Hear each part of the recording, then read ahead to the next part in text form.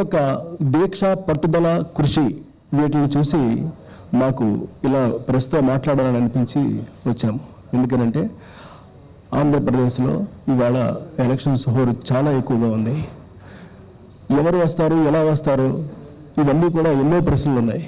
ఈ ప్రశ్నల మధ్యలో ఒక వ్యక్తి యొక్క శక్తిని మేము చూసినప్పుడు ఆ విషయం మీతో పంచుకోవడం అవసరమని మాకు అనిపించింది. ఉన్న పరిస్థితుల్లో ఆ అవసరం ఏంటో తెలియజేయడం అవసరాన్ని ఫీల్ అయ్యి మేము ఇలా మీ ముందుకు రావడం జరిగింది. మేము పాదయాత్రలో ఆయన్ని చూసినప్పుడు జగన్ గారిని, ఆయన యొక్క పట్టుదల ఏ స్టేజ్కి ఉంది అని అంటే, ఇప్పుడు 4.5 years నుంచి మొదలుపెట్టాడు ఆయన. 3642 కిలోమీటర్లు ఒక మనిషి దేనికోసం తిరిగాడు? ప్రతి వ్యక్తి యొక్క బాధ, ప్రతి వ్యక్తి యొక్క కష్టం, ప్రతి వ్యక్తి యొక్క అవసరం తెలుసుకోవడం కోసం జనంతో మమేకమైపోయి వాళ్ళు పెట్టింది తిని వాళ్ళతో మాట్లాడి వాళ్ళని అర్థం చేసుకుని ఏం చెయ్యాలో దల్లా చేయాలనేటువంటి ఒక తపనతోటి ఆయన తిరగడాన్ని చూసి మాకు చాలా ఆశ్చర్యం అనిపించింది. ఒకరోజు ఆయనతో పాటు మేము కలిసి వెళ్ళాము అక్కడికి నడవడానికి. అసలు ఆయన నడిచే నడక కానీ ఆ ఎండ చురుమంటుంది ఒక పక్క నుంచి. అయినప్పటికీ కూడా అసలు దాన్ని ఏమాత్రం లెక్క చేయకుండా ఎంతో మంది సెల్ఫీలు తీసుకోవడానికి వస్తూ ఉంటే ఆ కెమెరాలు పని చేయకపోతే, అయ్యో ఈ సెల్ఫీ కనుక తీసుకోకపోతే వాళ్ళు ఎక్కడ హర్ట్ అవుతారో అన్నటువంటి చాలా సున్నితమైన చిన్న విషయాలను కూడా గమనిస్తూ ఆయన వాళ్ళతో సెల్ఫీ తీసి, ఒక్కోసారి ఆ కెమెరాలు పనిచేసేవి కూడా కాదు, అయినా సరే తనే ఒక టెక్నీషియన్ లాగా దాన్ని సెట్ చేసి ముందుకే దానికి ఆ సెల్ఫీ తీసి ఇవ్వటం. ఇలాగ ఒకటి కాదండి, ఎన్ని రకాలైనటువంటి ఇది మేము చూసామో మా కళ్ళారా.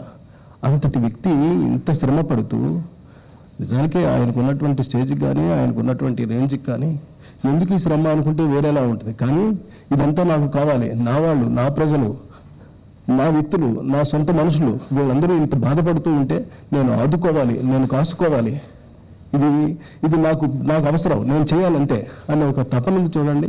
ఈ తపన చూసిన తర్వాత ఆయన గురించి మేము మాట్లాడకపోతే తప్పవుతుందేమో అలా అని మేము మాట్లాడడం ప్రారంభించాం. ఇక ఆయన ఆలోచనలు ఎలా వెళుతున్నాయని అంటే, ప్రతి చిన్న విషయంలోనూ కూడా, ఉదాహరణకి ఎడ్యుకేషన్ తీసుకోండి. ఈ ఎడ్యుకేషన్ మనం ఎంత అవసరం పడితే వాడికి, వాళ్ళు ఒక మిడిల్ క్లాస్ పీపుల్ ఉంటే వాళ్ళకు 20,000, 25,000, 30,000 ఆదాయం వస్తే 5,000, 10,000 ఎలా కట్టేస్తారు అసలు ఎడ్యుకేషన్ కోసం. ఎడ్యుకేషన్ లేకపోతే మనం ఎక్కడ ఉంటాం? వాడు ఎడ్యుకేషన్ లేకపోతే మనం అసలు ఎందుకు పనికొస్తాం? మరి పనికి రావాలి, పనికొచ్చేలా తయారు చేసుకోవాలని చెప్పేసి ఆ చిన్న జీతంతో వాళ్ళు పడేటటువంటి ఆవేదన ఎంత ఉంటుంది? ఉన్నది దానికి కట్టేసి బ్యాలెన్స్ ఏదో కాస్త కోస్తా మిగిలితే ఇంటిది కట్టేసి ఎలా బ్రతుకుతాడు అతను? మరి ఇవన్నీ ఎలా ఆలోచించరు? ఎవరు ఆలోచిస్తున్నారు? ఆలోచించే వ్యక్తి మనకు కావాలి, మనకు అవసరం రావాలి. అందుకే జగన్ వస్తే బాగుంటుంది అన్నటువంటి ఒక ఖచ్చితమైనటువంటి అభిప్రాయంతో మేము ముందుకు వచ్చి వాళ్ళు మీ ముందు ఇలా మాట్లాడుతున్నాం. అతను వస్తే ఎన్నో రకాలుగా, అంటే not only the education but also the health. యాక్చువల్గా ఈ రెండు ఈ ప్రపంచానికి పూర్తిగా ఉచితంగా ఉండాలి. ఎవరి కోసం చదువుకుంటాడు? ఈ ప్రపంచం కోసం కాదు, ఎవరి కోసం అసలు బ్రతుకుతాడు మనిషి? హెల్త్ బాగుంటేనే కదా బ్రతికేది. మరి బ్రతికేది ఎవరి కోసం? అటువంటిప్పుడు మరి బ్రతికేది ఎవరి కోసం? ఈ ఎడ్యుకేషన్ ఎవరి కోసం? అంటే మనం చదువు కానీ, మనం బ్రతుకు కానీ, మన ఆరోగ్యం కానీ ఇది కంప్లీట్గా ప్రజల కోసమే అయినప్పుడు మరి అవి మనకు ఉచితంగా రావద్దు, అవి కనీసం మనకు అందుబాటులో ఉండొద్దు. సో అందుబాటులో ఉండాలనేటటువంటి ఒక తపనతోటి ఆయన చేస్తున్నటువంటి ప్రతి పని కూడా మన మనసుకి బాగా నాటుకున్నాయి. ఆయన చేస్తున్నటువంటి ప్రతి అంశము కూడా మమ్మల్ని రేకెత్తించాయి. అరే ఇతను ఇంత బాగా ఆలోచిస్తున్నాడే ప్రజల కోసం. వాళ్ళ నాన్నగారు ఎలా ఆలోచించేవారో ఎగ్జాక్ట్గా అలాగే అదే పద్ధతిలో అదే రూట్లో ఈయన ఆలోచిస్తూ ఉన్నప్పుడు మాకు ఏమనిపించేదని ప్రతిసారి ప్రతి విషయంలోనూ కూడా ఆయన ఆర్ద్రత, ఆయన యొక్క కమిట్మెంట్ చూస్తున్నప్పుడు సైలెంట్గా ఉండడం కరెక్ట్ కాదు. Yes, it is better, we have to talk. అందుకే ఇలా మీ ముందుకు రావడం జరిగింది. తర్వాత ఎలాంటి సిట్యువేషన్ అయినప్పటికీ కూడా ఆయన స్పందన ఒకేలా వెళుతోంది. నేను అది ఒకటి అబ్జర్వ్ చేశాను. సున్నితంగా ఎక్కడ ఎలాంటి కాంట్రవర్సీ లేకుండా, ఎలాంటి ఇబ్బందికరమైనటువంటి పరిస్థితులు ఎదురవ్వకుండా తనకు తాను చూసుకుంటూ, తన పరిస్థితుల్ని సరిదిద్దుకుంటూ తాను వెళ్ళే విధానం ఉంది చూడండి, ఇది నాకు చాలా బాగా నచ్చింది ఆయన దగ్గర. ఎక్కడ ఏం జరిగితే, ఎలాంటి కొట్లాటలు జరుగుతాయో, ఒకవేళ ఎలాంటి ఒక మాట మనం బయటకు వదిలేస్తే అది ఎలాంటి ఇబ్బందులు గురి చేస్తాయి అన్నటువంటి భావన, ప్రజల పట్ల శ్రేయస్సు ఆలోచించేవాడు తప్ప మిగతా వాళ్ళు చేయలేరు ఆ పని. అతను ప్రజల శ్రేయస్సు ఆలోచిస్తున్నాడు కాబట్టి అంత చక్కగా ఆలోచించగలిగాడు, అంత చక్కగా తీసుకెళ్ళగలిగాడు, అంత చక్కగా అతను మమేకమైపోగలిగాడు. కాబట్టి రేపు రాబోయే రోజుల్లో అంత చక్కగా మనం ఏవైతే కోరుకుంటున్నామో ఆ మన కోరికలు మొత్తం, మన ఆశలు, మన మన మన ఆర్ద్రతలు, మన బాధలు, మన కష్టాలు ఇవన్నీ కూడా అతను ఆదుకుని దాన్ని ఎలా చేయాలో, ఏ పద్ధతిలో చేస్తే మనకి ఇవన్నీ కూడా మనకి అనుకూలంగా తయారవుతాయో ఆ పద్ధతిలో చేయడం కోసం అతను కంకణం కట్టుకుని కసిగా తిరుగుతున్నాడు ఇవాళ మనిషి. I like that man, I like that attitude, I like that behaviour, I like that spirit. ఆ ఏజ్లో is the man with the spirit. అసలు మనిషికి అలసట లేదా అనిపిస్తూ ఉంటుంది చూస్తూ ఉంటేనే.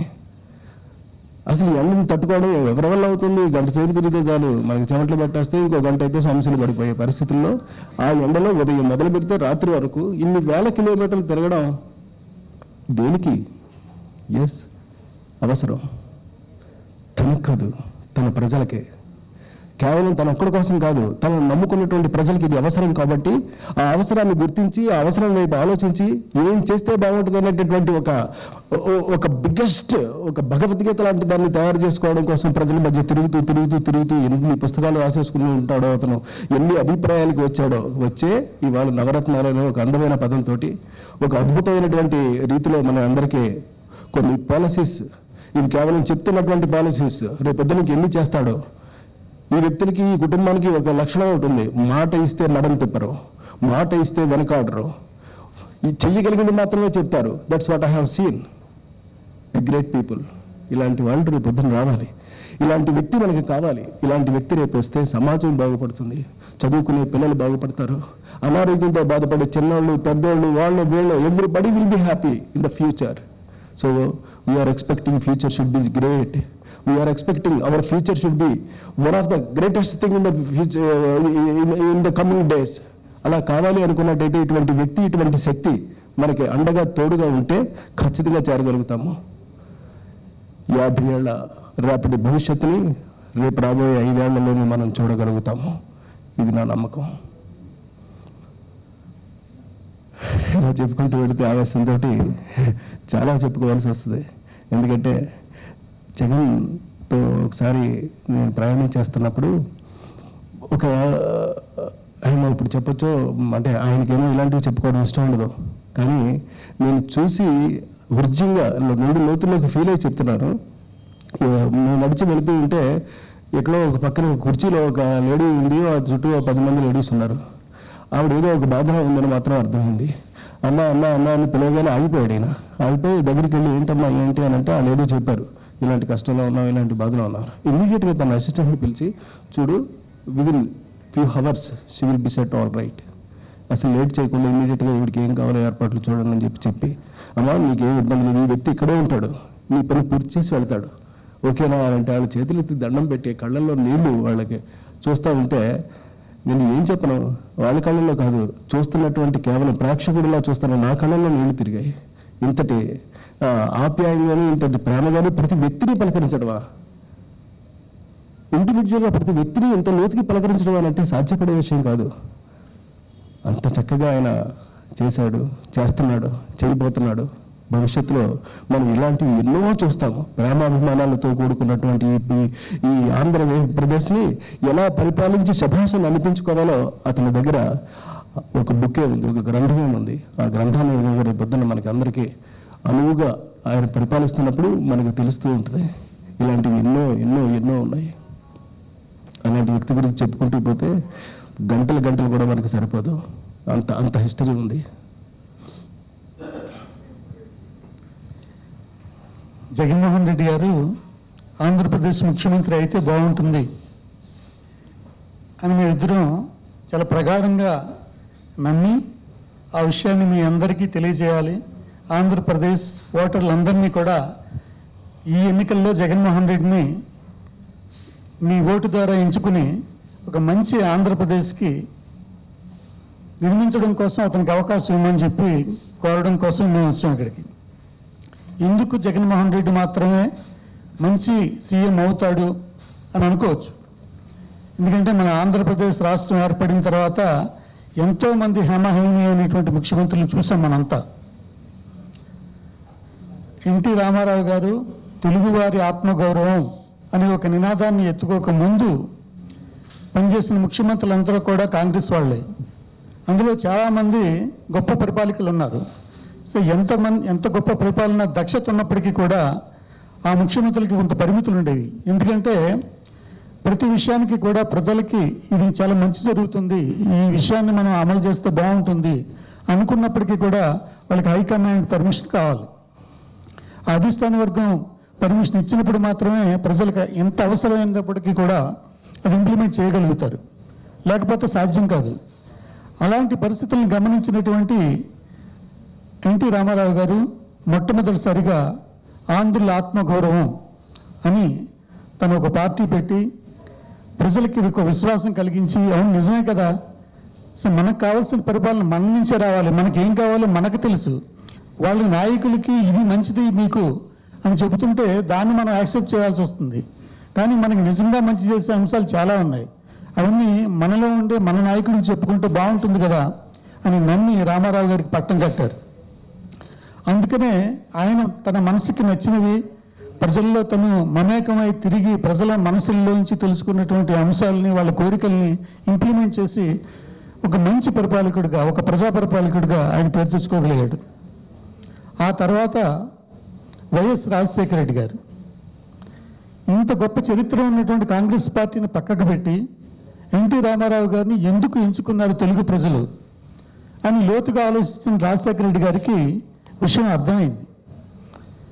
రామారావు గారికి రాజకీయ అనుభవం లేకపోవచ్చు, పరిపాలన ట్రిక్స్ తెలియకపోవచ్చు, కానీ ప్రజలకు ఏం కావాలో తెలుసు, అది అందించిన వాడే నిజమైన నాయకుడు అవుతాడు. అంటే మొదట మనకి ఎంత ఎక్స్పీరియన్స్ ఉన్నా ఆ పరిజ్ఞానాన్ని పొందాలంటే ఏం చేయాలి? ప్రజల్లోకి వెళ్ళాలి. మన నియోజకవర్గంలో, మన ఊర్లో, మన ప్రజలు, మన కార్యకర్తలు వాళ్ళందరి కష్ట సుఖాలు మనకు తెలుసు కదా, ఇంతకంటే ఏముంటుంది అని అనుకోలేదు. ఆంధ్రప్రదేశ్ తెలుగు రాష్ట్రాలు 2 రాష్ట్రాలని కూడా, ఇటు తెలంగాణ నుంచి ఉత్తరాంధ్ర, సర్కార్, రాయలసీమ అన్ని ప్రాంతాలని కూడా ఆయన పాదయాత్ర ద్వారా ప్రజల్లోకి వెళ్ళి ప్రజల అవసరాలు తెలుసుకుని ప్రజలకి ఇష్టమైనటువంటి, ప్రజలకి చాలా అవసరమైనటువంటి అంశాలని ఆయన తెలుసుకుని ఆయన గొప్ప సీఎంగా ఎంచుకోబడ్డాడు. ఎందుకంటే అలా ప్రజల్లోకి వెళ్ళాడు కాబట్టి ఆయన ఆరోగ్యశ్రీ అనే ఒక గొప్ప పథకాన్ని కానీ, రైతులకు ఉచిత విద్యుత్ అనేటటువంటి గొప్ప వరాన్ని కానీ ప్రజలకు ఇవ్వగలిగాడంటే అలా ప్రజల యొక్క మనసుల్లోకి వెళ్ళాడు కాబట్టి సాధ్యపడింది. నిజమే, ప్రజలకు ఏం కావాలో ప్రజలు మనకు వచ్చి చెప్పలేకపోవచ్చు, ప్రజల దగ్గరికి మనమే వెళ్ళాలి. నాయకుడు అనేవాడు ప్రజల దగ్గరికి వెళితేనే ప్రజల నిజమైన అవసరాలు ఏంటనేది గమనించగలుగుతారు. సో మేము గమనిస్తూ ఉంటే అలాంటి లక్షణాలు ఒక ఎన్టీ రామారావు గారిలో, ఒక రాజశేఖర రెడ్డి గారిలో ఎలాంటి లక్షణాలు అయితే చూసామో, వాటి వల్ల ఫలితాలు మనం ప్రత్యక్షంగా ఎక్స్పీరియన్స్ చేసామో, అలాంటి లక్షణాలు పరిపూర్ణంగా జగన్మోహన్ రెడ్డి గారిలో ఉన్నాయి. అది కేవలం ఒక అధికారంలో రావడం కోసం, ఒక సీఎం అవడం కోసం ఆయన ఏర్పరచుకునే కాదు. ఆయన డెఫినెట్గా ఆయన నరాల్లోని కూడా ఆయన మనసులో జీర్ణించుకుపోయి ఉంది. సో నేను ప్రజల కోసమే పుట్టాను, ఒక రాజకీయ నాయకుడి కొడుకుగా రాజకీయ వారసత్వాన్ని పొందడం కోసం కాదు.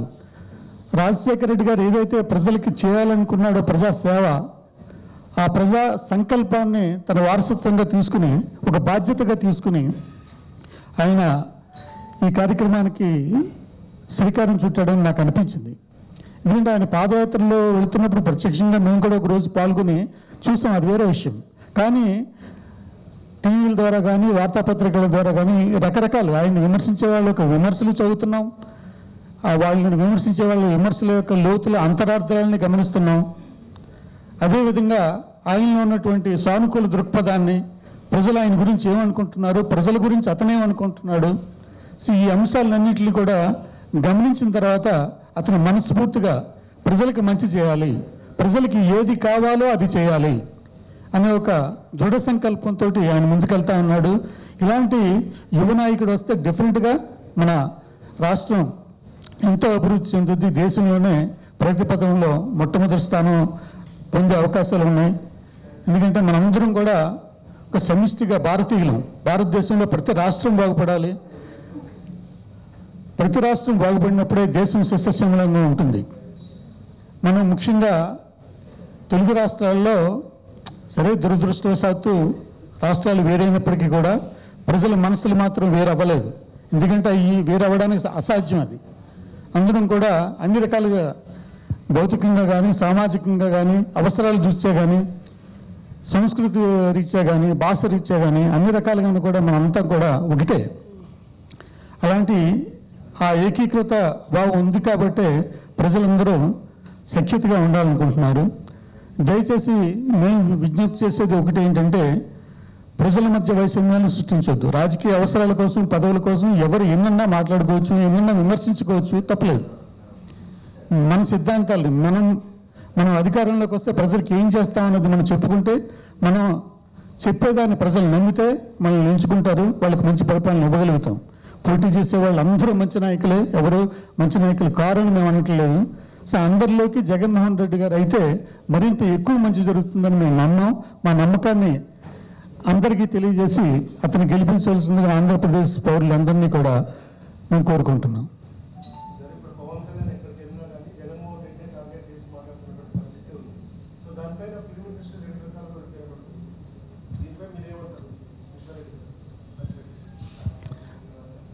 ఫిల్మ్ ఇండస్ట్రీ రాజకీయ పరంగా విడిపోవడం అనేది ఎప్పుడూ ఉండదండి.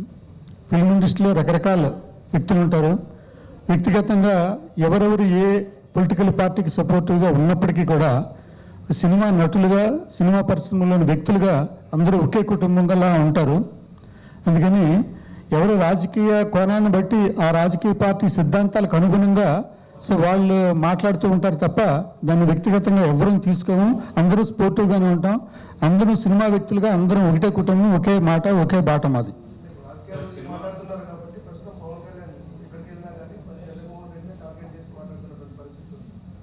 రాజకీయ పరిస్థితి అయినప్పుడు సహజం ఉండదు. ఏ వ్యక్తి అయినా పరోక్షంగా ప్రత్యక్షంగా ఇతర పార్టీ నాయకులను విమర్శిస్తారు. వాళ్ళు చేసే పద్ధతులు కాదు, మేము చేసే పద్ధతులే కరెక్ట్ అని అంటారు. అది సహజం. అది అందులో వాస్తవాలు ఏంటి, నిజానిజాలు ఏంటి, మనకు పనికొచ్చేది ఏంటి అనేది నిర్ణయించుకోవాల్సింది ప్రజలు. ఆ విచక్షణ జ్ఞానం ప్రజలందరికీ ఉంది. సో వాళ్ళు ఆ విధంగానే వెళ్తారు. మనం ఎవరూ కూడా ఎవరిని ఒక ప్రలోభ పెట్టో తప్పుదారి పెట్టించో మనం చేయడం అనేది అసాధ్యమైన విషయం. అది